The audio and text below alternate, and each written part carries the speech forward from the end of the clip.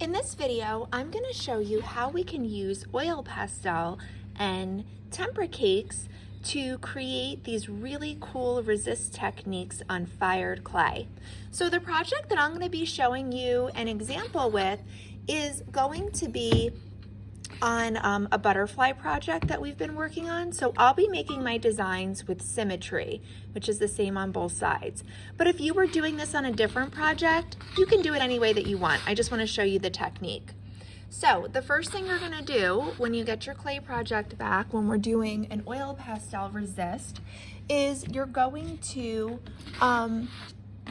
be coloring and adding designs to some of the textures that we already have.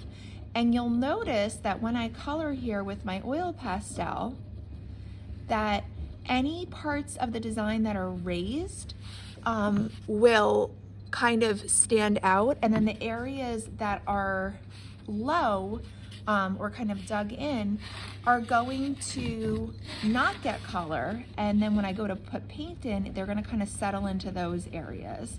So this is going to kind of enhance those beautiful textures that you made when you were making your clay piece. Now I'm making sure that I am making my designs fair, symmetrical, okay, make it fair, same on both sides. But again, if we were doing a different project with this technique, you can do it any way that you would like. You can also add some other designs on here in addition to the ones that you already made with your textures. So even simple things like lines and dots can make it really cool and really interesting. You can do color patterns, just as long as whatever you're doing, you want to make sure that you're doing the same on both sides. You're not just coloring all over the place for fun, that we're really thinking about what we're doing. Once you have the whole butterfly covered in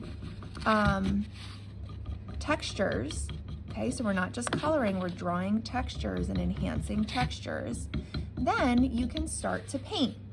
Now when you go to paint, we're going to be using tempera cakes, and we're going to be adding water to them, and that's going to make sort of what's called a wash with the paint. And the water in the paint is going to resist or kind of push away from some of the designs that I put on here in oil pastel. Okay, so what I'm gonna do now is I'm gonna get my brush, gonna dip it in water, and I'm going to rub on that tempera cake and just paint right over my designs. And you could see the orange is settling in all of the spots where I didn't put the green oil pastel.